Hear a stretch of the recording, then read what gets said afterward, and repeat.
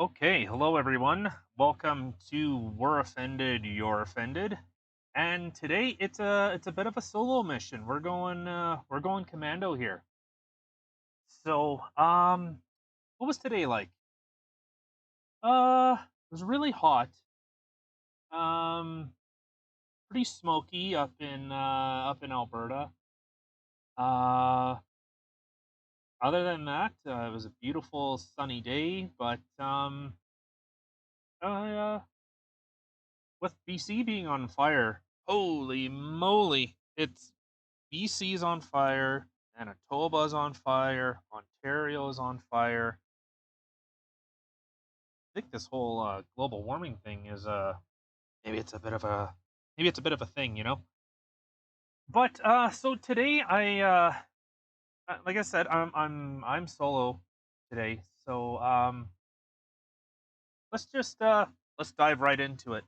So the first story I have is it actually came from Global News, and we're going to be going down a bit of a money trail.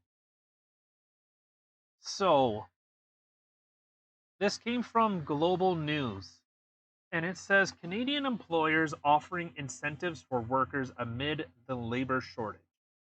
So Canadian business sectors have struggled with staffing, and as provinces reopen from COVID-19 pandemic shutdowns, employers are going to extra lengths to find and keep their workers. Some employers are providing extra paid vacations, signing bonuses, and more. So, I guess some stories that have come out with this uh, brings me makes I think of, say, like McDonald's. McDonald's has been offering sign-on bonuses. They can't seem to get the people to do it. So I've heard of them offering $1,000 sign-on bonus for new employees. People aren't taking it. People aren't taking the jobs. People don't want to work. The government is handing out a lot more money than I think a lot of people are actually able to, well, or as they are willing to do. Which I guess to an extent, kind of a monster of its own creation. But there was some stuff that I noticed with a lot of people kind of pushing automation and that the inevitability that things and robotics, AI, all this type of stuff is going to be becoming more and more commonplace, more than it already is, obviously. So if people are going to if people are going to be seeking, and you know what, McDonald's, it's no offense, it's an entry level job, it's a low skill job, but if you are trying to combat automation and people are worried about they're gonna take their jobs or all our jobs, well, when a company is offering potentially their highest rates that they've asked in, God, I worked at McDonald's when I was a teenager. It was a low skill job. Everything was all kind of taken care of. Things were measured out and to a certain standard and to procedures to limit the variables, and I guess just keep consistency. But if a company is offering, say, a sign-on bonus and no one's taking the job, well, McDonald's simply isn't just going to stop. Not going to happen. Look at Walmart. Look at God. What was it? Maybe 5 years ago, 10 years ago. That Walmart. You walked in. The cashier did everything. They bagged it. They scanned it. Now what? They have one person manning 10 tills, and you scan your own stuff. Like that is the cheapest employee program for Walmart. They don't need a person standing there. They have to train that person. They have to, well, they have to pay the person, obviously, and like that's such a win-win. You have more registers, so more people can come through. They can do it themselves, bag it themselves, and Walmart saves. I'm sure Walmart saves billions of dollars just in wages alone. Now, maybe I'm exaggerating. Let's say millions. But so this is the kind of, I think, the unforeseen situation when you start when government is incentivizing, overwhelmingly incentivizing people to stay home. It ends up creating. Well, here, I'll give this example. So, let's say the government's giving you, I don't know, what are they giving out right now? I don't know. Let's say $1,000. They're giving you $1,000, $1,000 a month to stay home. Actually, I think it was closer to $2,000 they were giving people to stay home. But so let's just say $1,000. Any job you take, if you make, I don't know. Let's just hold on. Let me do some quick math. I'm just gonna. Okay, so $1,000 divided by, what does someone work a week? 40 hours. 4 times 4. 120 hours. Okay, so for 120 hours, that's $8.30. Yeah, let's make this a little more in line, I believe, with the Canadian pay. $16.67 per hour, per month. So for 40-hour work week, you're getting paid more than minimum wage to actually sit at home. Let's just let's just say to 2,000, because that sounds reasonable for a month, all bills, expenses, everything else, which I'm pretty sure the government was paying. I'd have to look into that again, but I'm pretty sure that was kind of widely accepted. Even if it's not 2,000, I don't know. Let's say it's 1,600 divided by 120, so $13, 13.33 per month to stay at home. Anything above that is like for a company. So let's just, since we're kind of on the topic, say, of like McDonald's or Walmart. Let's just go with McDonald's, okay? So they are, not only do they have to incentivize more than $13 per week or per hour, anything that someone works, it's either I make 13.33 an hour and I do nothing, or I make, I don't know, let's round it up to the next dollar, $14, and I have to do something. I have to find a way to get to work. I have to work. I have to find a way to go home. Well, now that whole 8-hour workday is what? Now 9, 10 hours. Your commute to and from, your breaks. So this kind of, I think there's a bit of a misunderstanding when people don't really, or I don't know. I'm sure there's a lot of people that are a lot smarter than me with regards to this type of stuff. But government has now told the private market that if you do not raise your wages a high amount, well, then no one's going to work for you. But I think a lot of the counter of that has happened. Because let's say if McDonald's, since we're kind of keeping with this theme, if McDonald's has to pay one person, say 14 or $15 an hour, they have to pay all their baseline workers $15 an hour. But that doesn't account for. No, I'll save that for a next point. So I think what ends up happening, And maybe companies are starting to turn around on this. That hey, maybe the billions of dollars that we take every single month. Well, it should go to the people that are making us those billions and billions of dollars per month. I could see the argument for that, and the you know the the idea isn't lost on for that. But what they end up doing is, well, we can't have we can't have the same amount of manpower that we had before. Somewhere it has to get cut, whether it's the amount of employees or through automation. That's the way that I see it. So I think what ends up it this almost ends up accelerating the ultimate idea of robots are going to take over everything. Oh, there's going to be nothing left. But also to the extent of when when a company raises their own prices, everything ends up going up. Okay, so let's get off the McDonald's bandwagon here. Actually, a fun little aside. I'll I'll ask the audience this. And again, no cheating.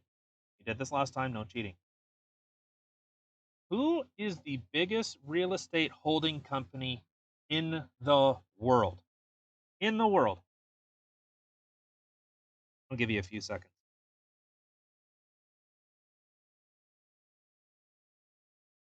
If you're not sure, it's actually a company that you know of. I could guarantee people know about this company. I'm sure you've seen their ads. I'm sure you've even been to their establishment.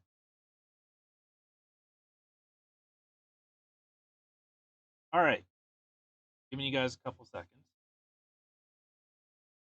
McDonald's is the largest property holding company in the world. In the world. So this is kind of an aside to the I guess the whole story, but one thing that they do is McDonald's buys the property. The franchisees buy the building. That's how they make their money. They charge the place, I think it's about 10 or 15%. And yeah, that's how they do it. Okay, but anyways, so when government ends up shutting everything down and is giving away money, there aren't any products being produced.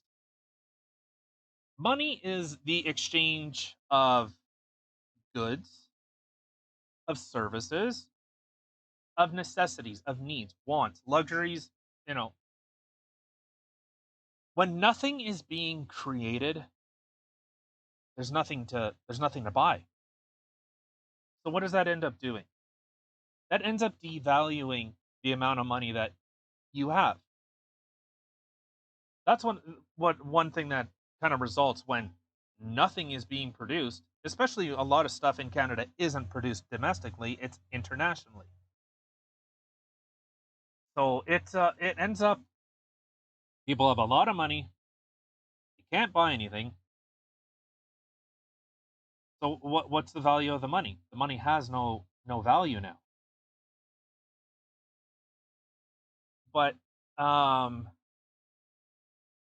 I guess within terms from this article, I I would like to see. Well, I'll put it this way. Sorry, most companies actually don't make a lot of money per employee. They make a lot of money or very little money on a lot of employees. So I guess one other way to look at it is if I have one person doing 100% of the work, well, that person's obviously going to get tired out, can't do it. But if I could spread that out, if I could take 1% profit from 100 people, not only am I employing people, I'm giving them a livelihood, but now those people no longer have to work as hard. So it ends up being a win-win. You're able to provide a service, so you only make a couple cents.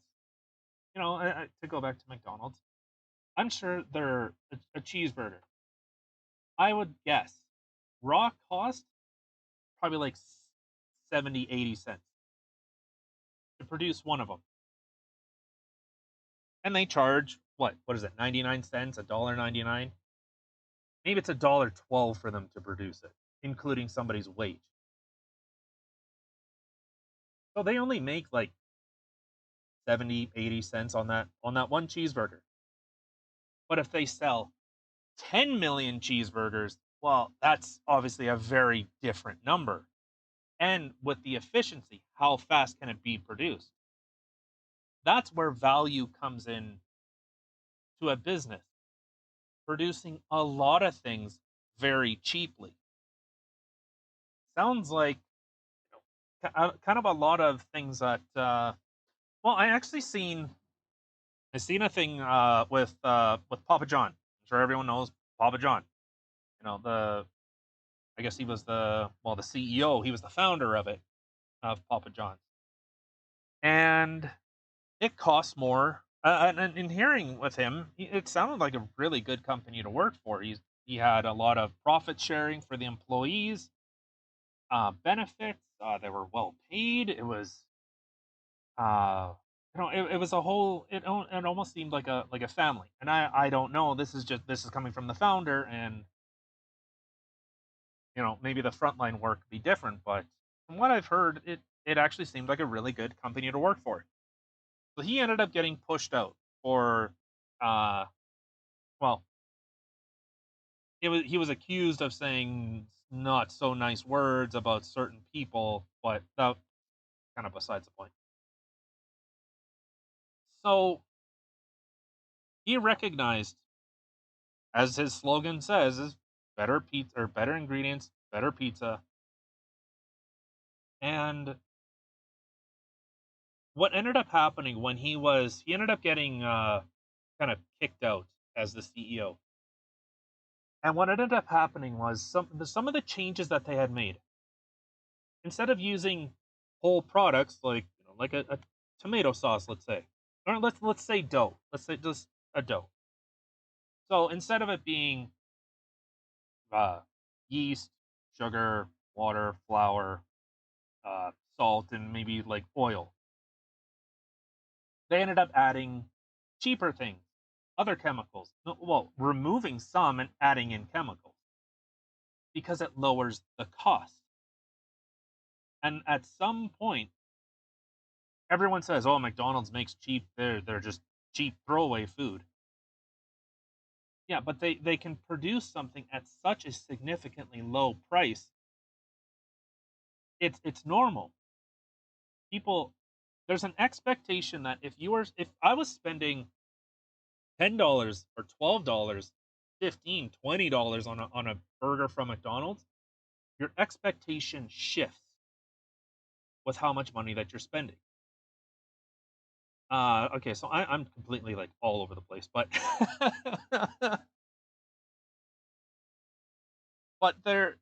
I guess to get back with the Papa John's thing, so you end up cutting costs, so you can service more product. You can make a little bit of money on more product. So that's kind of the basis idea. So this will kind of lead me into another image an image that I ended up seeing getting circled around on Facebook was so there was one person sitting at a desk and a sign above him says $17 an hour, and there's people lined up to go there. And then there's another guy, and the sign says 7.25 an hour, and that person is quoted as saying, "This labor shortage is killing me." So one thing that I noticed with like I am not in support of a minimum wage. I think I understand the idea of it. I think And yeah, I think if you work, you should have at least a. You shouldn't be. It shouldn't be considered a poverty wage. But that's the difference between an unskilled job and a skilled job. I don't expect the person at McDonald's making say 15, 17. Well, I know the big push was for $15 an hour in the States. That's what they were pushing for. But let's put that into Canada. So one thing that we can't well, I guess one thing that ends up happening is everything ends up going that price. It's either the wages go up and less people are working because, well, you think, I don't know, let's say like Safeway.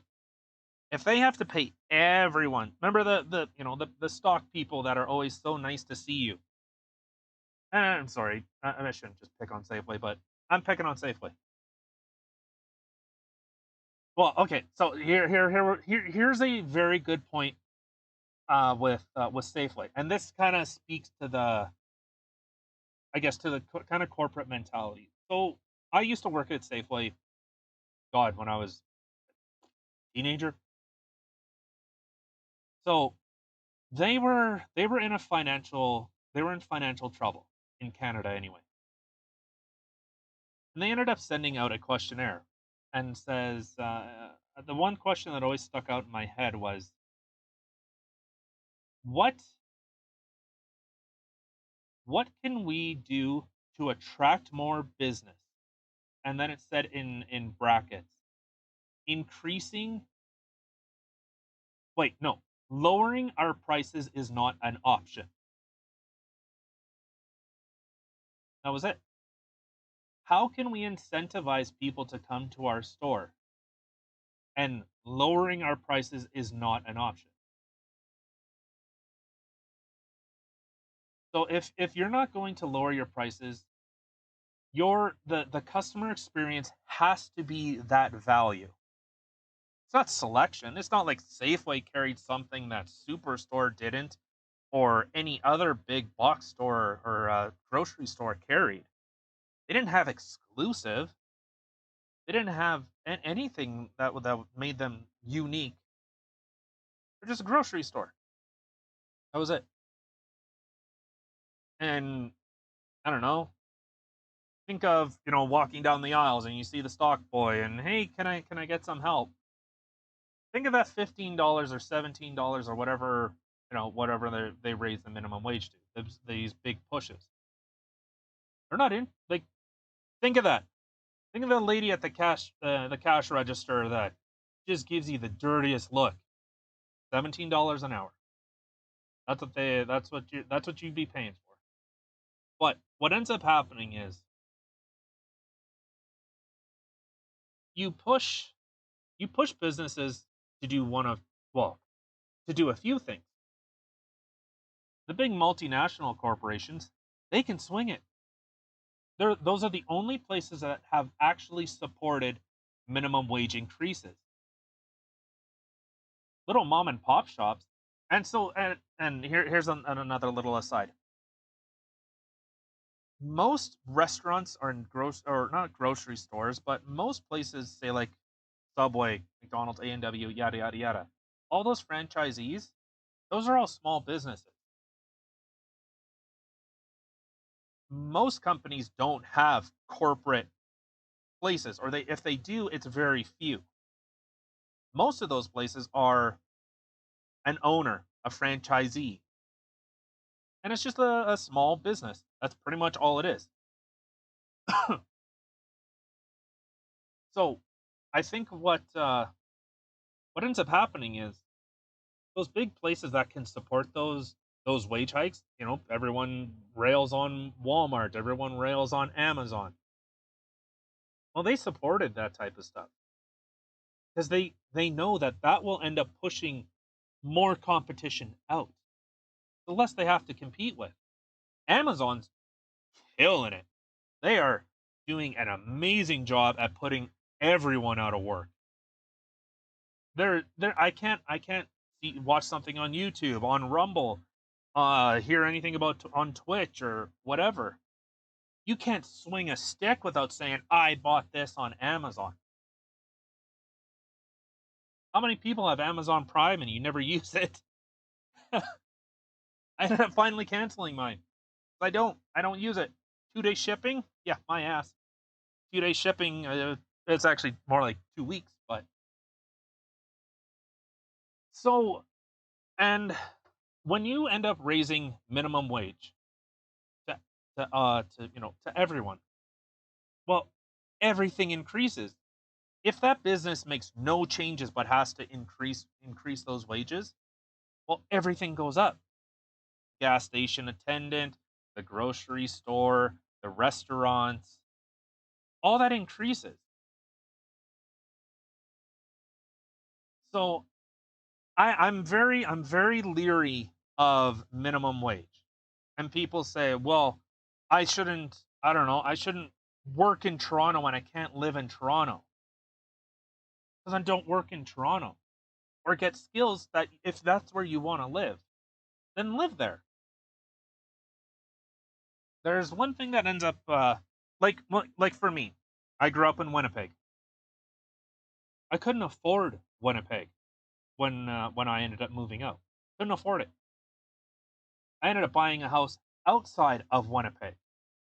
That's what I ended up having to do because I can't afford it. I can't afford four, three, four, $500,000 in a house, and I don't know who could. But I think you kind of have to have that a bit of an expectation. Like everyone talks about Vancouver. It's a BC, bring cash, or Toronto, how expensive it is to live there. Well, I think at some point you have to say like I'm either working just to live here and I can't do anything. Like it's crazy going around Vancouver and seeing supercars, Lamborghinis, you see Ferraris and Mercedes. See these crazy cars, and I just it's incredible to see it because it is the amount of money there. So I think for a lot of young people, I don't see why you can't leave. I did. Okay, like I don't see the appeal of living in a big city. I get the conveniences of it, but I don't know. Do you like walking around in I don't know in neighborhoods that are like maybe the suburbs? Like I grew up in Transcona, Trashcona. Girls were easy. Tell you that. Whew, they're easy. But I grew up in the suburb of Winnipeg, technically Winnipeg. But I ended up leaving. Couldn't, like I said, couldn't afford it. So I think there's I get the push for the minimum wage. I get it. I don't think people should be working two, three part-time jobs just so that they can get to the end of the month. I'm not okay with that. But at the same point, if it's an entry-level job, what do you expect? If you're gonna go to a college or any post-secondary, great. I'm a fan of education. I'm a fan of knowledge. I strive or I crave information. If I'm not learning something, I feel dumb. If I'm not learning even obscure stuff. So one stupid rabbit hole I went down. I have no interest in this. No interest. None. I will never do this. Mark my words. I will never ever do this. But I learned how rocket engines work. Not just oh, they make it's like a gasoline engine, but they point no. How they work. What type of fuel they use, the ratios they use, how the bell housing for the to direct the well, I guess the fuck. Now I'm forgetting the goddamn name. Hold on, time out. I'm out. Excuse me. To direct the thrust from the engine.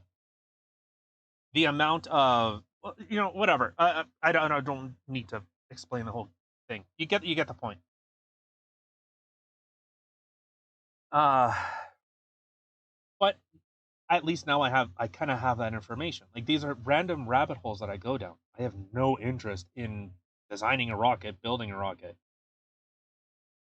but it's seeking that understanding and that knowledge. So I don't remember where the hell I was going with this. Minimum wage is bullshit. Leaving. Oh, right.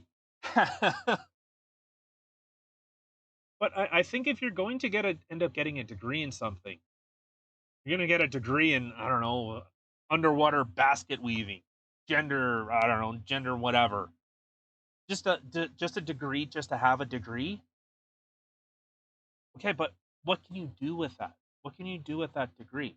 What can you do with that education? Is it practical? How much does it cost? I don't even know how much is a degree nowadays. 20, 30, 40,000 per year? So you're going to school for 2, 3, 4 years to have a degree in, I don't know, underwater basket weaving. So what are you going to do with that? How I don't understand what actually what that benefits. I guess you know how to make baskets underwater, but okay. So I I I I've pushed for the idea of, gotta go to college. You have to get an education. Education is important. I think I don't think necessarily education is that important. I think having the ability or the drive or the excitement to learn about something is important. So, yeah, now you have a 40, $60,000 degree. You can't do anything with it. You live in a you live in an apartment. 12, 13, 14, $1,600 a month. How are you going to pay for that now? You have a vehicle, or well, maybe you take public transit. There's always going to be a bit of a trade-off with this type of stuff. So I don't. I'm like, I guess, to get back to the point of, I I don't understand. And please, if someone has more information to convince me why minimum wage is a good idea, please. But I'll say, no company is going to take a pay cut, or if they do, well, they just raise their prices. All they have to do. And especially if they can push out competition, well, then you can enjoy your Victory brand, gin and Victory cigarettes, because that's all that's going to be left are the big companies that end up shutting everyone else down. So, and there's some other things, with government shutting a lot of stuff down. There was a See if I can find it again, but it was a graph showing Canada's national debt. Canada's, oh, Jesus, I can't type. But it ended up showing that, well, obviously, come February 2020, uh, our debt skyrocketed. Okay, here it is. Here it is. So, in 2019, our national debt was 660 billion, almost 661 billion. And for some reason, and they have it in US dollars. So this is from Statista. Yeah, I don't know. I can't read. I can drive a truck. I can't read though. So it jumped. It's 6.6 or 660. billion in 2019. And 2020, it was 215 billion. And that, like, again, that's in US. So I think the unintended consequences of shutting everything down was you're in debt. I'm in debt. I know, like, our government owes money. One thing that actually kind of pissed me off with Trudeau, and whether this is like he's playing to the uninformed, the unthinking crowd, or maybe just because people think, okay, someone else is taking care of it. He said the Canadian government is bearing the brunt of the financial hardship so that the Canadian citizens don't have to. That that makes absolutely no sense. Makes no sense whatsoever. If our government goes into debt, we're all in debt. It's not. It doesn't change anything. It's not like, oh, okay, I don't have to worry about it. Absolutely, I do. So this ends up, I guess, this ends up becoming a type of, well, it ends up becoming inflation. Our government has to print that money. So I guess it ends up becoming well, it ends up becoming a type of tax. It's a type of, well, it is, I think it is a tax, frankly, but I did want to talk a little bit about, to tie this kind of all together. So I ended up getting a question about how can we stop rising prices? How can we stop rising prices? And so I looked into this. I was looking into this a little bit more. And basically, I'll ask the question, what's inflation? So Investopedia says that inflation is the decline of purchasing power of a given currency over time. A quantitative estimate of the rate at which the decline in purchasing power occurs can be reflected in the increase of an average price level of a basket of selected goods and services. So, what that actually means is they'll take, say like a shopping basket. Okay, well, you have your bread, your milk, cheese, your basic stuff. How much more does that cost today than it cost yesterday? And that's kind of how you get that interest rate, or inflation rate. So, and then I was looking into, well, what causes inflation? Well, economic growth.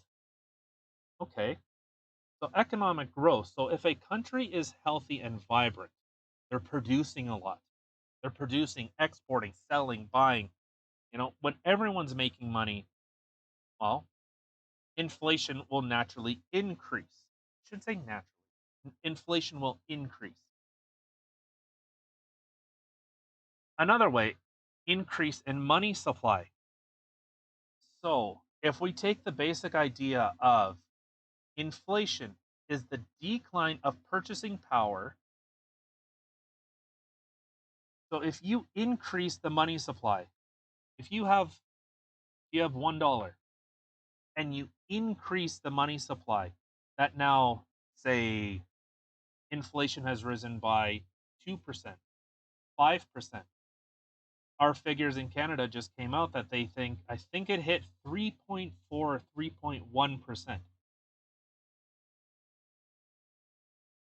So just think about that. That dollar that you had is now actually worth 36.6 cents. Another way that is inflation happens is government regulation. Government regulation. So if government over regulates a business by either, uh, well, over regulating, that they can only operate this certain way and do this, do that, do. Well, they that company has to increase their prices.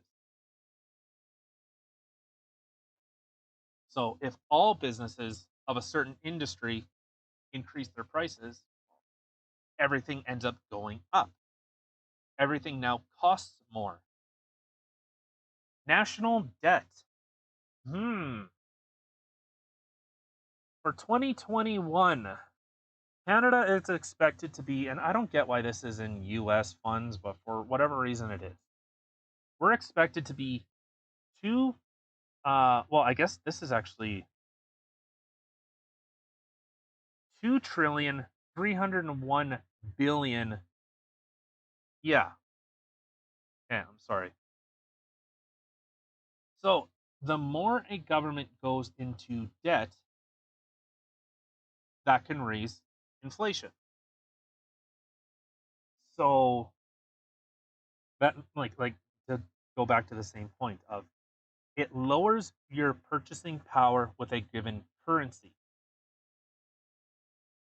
So the more that a country is in debt, the more that it needs to recoup that money. It increases interest or the inflation goes up.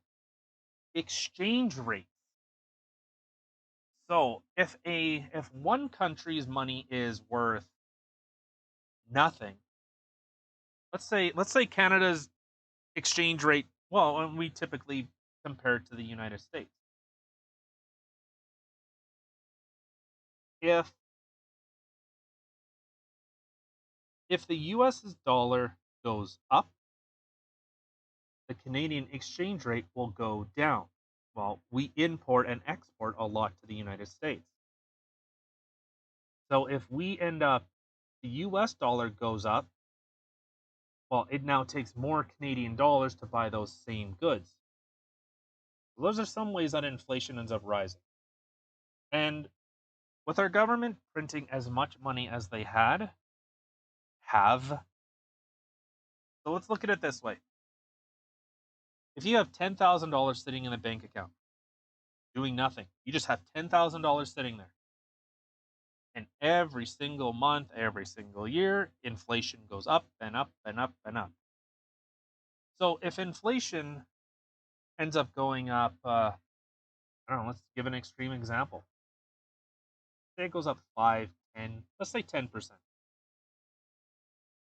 That $10,000, you still have that $10,000, but it now has 10% of the buying power, or its buying power has been reduced by 10%. So those are some types of ways that inflation ends up hurting people. And I think, you know, I think people that just save money, I think are losers. And I don't mean losers as in like derogatory, like they end up losing because we were always taught, well, save, put your money away. What ends up happening with that is that your money supply, the value of your money will inherently drop, keeps dropping and dropping and dropping. Think of like what happened with Venezuela or in like Zimbabwe. Zimbabwe is kind of dealing with that right now. Hyperinflation. So hyperinflation is when the rate of inflation is outpaced by the value of the money. Some have said that if we hit 60%, it's hyperinflation, runaway inflation. You cannot stop it. When money becomes so, like, currency becomes so valueless, it you can't buy anything with it. I remember stories in Venezuela. It was cheaper for people to wipe their ass with paper than it was to actually go buy toilet paper. So there was so much money that there was no value to it. So I guess that to tie everything in together here, when people don't produce anything, money has no value. Money is just the medium by which we exchange goods. So I am trading my work to get something from someone else. That's the basis of our whole economy. I produce something, you produce something, I give you something in exchange for what you produce. That's how we've done it for a millennia. Long before currency was really a thing, I trade you for this. So I guess the final thought was what can stop inflation? What ultimately would stop inflation? Only answer that I seen was you have to get rid of that currency. So if the Canadian dollar ended up facing hyperinflation or runaway inflation, where it's unmanageable, there's either too much money, too much debt, it's unpayable. Well, you just wipe everything out. You just and a government can do that. That's a beautiful thing with a central bank. Eventually, they can say, this stuff's not worth anything. Get rid of it. Or this paper is now no longer good. You now need to use the maple syrup leaf or maple syrup cup bucket paper. So that's the only way that I've seen that people say that you can stop inflation, and that's terrifying. Because think of the amount of people that have saved money, they can't do anything. I buy stocks, I buy physical stuff because that's a hedge against inflation. I'm sure a lot of people have heard that. I buy gold because it's a hedge against inflation. What do you mean a hedge against inflation? What does that mean? So, if I buy, say that $10,000 that we had sitting in a bank account and it just kind of dwindled away because inflation just kept getting more and more and more. Let's say I buy $10,000 worth of gold or 10,000, let's say $10,000 worth of Bitcoin, whatever. Well, let's the traditional with gold. So no matter what happens with that money, that physical product, that piece of gold will increase with inflation and it protects you. So what if hyperinflation happens and they end up saying, okay, the Canadian currency is dead and we're now going to use the beaver currency? Well, no matter what, that gold piece is still worth whatever. It protects, that's the way that physical goods, solid assets protect you. Investments protect you. Is that piece of gold, whatever, will ride that wave, so to speak. So if inflation goes up 3%, the value of that piece of gold goes up by 3%. The gold hasn't changed value. Like it hasn't become more valuable. No, it just costs the same. One thing I think people don't really think about when inflation happens. So like I said, with I think it's 3.4 3.1% is was the inflation rate just recently talked about. That that 3% increase is across all goods. So if your eggs cost a buck, well, they now cost $1.03. If your milk costs $2, well, it's now 2.06. Or yeah, sorry, yeah. So whatever you were doing to get that before, it's now going to cost 3% more. You now have to work 3% more in order to get that same product. One thing I did want to bring up. Uh and that's where I think the real challenge in balancing inflation with with wages. So I hope this kind of gave a bit more of information in terms of what kind of what the kind of business side of some stuff is, maybe some opinions or some thoughts, maybe some people just haven't thought about, and kind of a bit more of a broader look into this type of stuff. So I guess with that we can end today's video. Been a long time talking. So I wanted to close with this quote. The essential notion of a capitalist society is voluntary cooperation and voluntary exchange. The essential notion of a socialist society is force. That was a quote by Milton Friedman, or Mitton Friedman, sorry. So a couple of things that ended up coming to mind with this is that command economies, like where the workers own, well, I guess the government has seized control of it, and by the government ends up being the people. That there's a lot of suffering that happens with it, either directly or indirectly. I have seen numbers as low as I think 24 million people have died either directly or indirectly from command economies, and somewhere in the neighborhood of up to, I believe, 143 million people have died directly or indirectly. That doesn't sound like freedom. That doesn't sound like prosperity.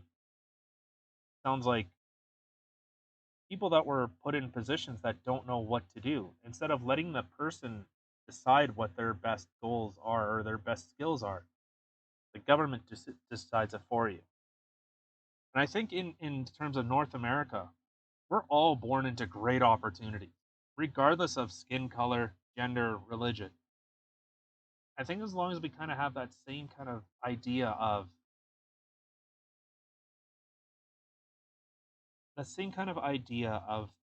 being able to achieve your desires, to achieve your goals.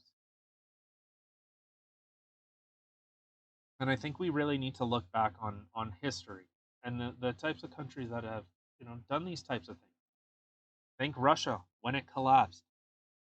Think China during their revolution. I think a lot of these countries have done this stuff at the expense of their own citizenry. And that should be as a constant reminder of when government seizes control of things. Well, government is inefficient at the best of times, and I've said it once, I'll say it again. I think the private sector is much more efficient than government. I personally don't want to see that opportunity thrown away because somebody wants XYZ paid for. And I wish people thought about that more. Thought about what happened. And I know everyone says, "Oh, they just didn't do it right." Well, they didn't do it right. No, this country didn't do it right. China didn't do it right. Well, no, they did it right. That's kind of the end result is small scale. Yeah, you can do it. You can have, your 10, 20 friends living on a commune, but at large scale, I don't think it's possible. If it is, man, show me how. But I on such a large scale where you have millions of people, hundreds of millions of people, I just don't think it's possible. So again, I'll reiterate it. The essential notion of a capitalist society is voluntary cooperation. So you're choosing to.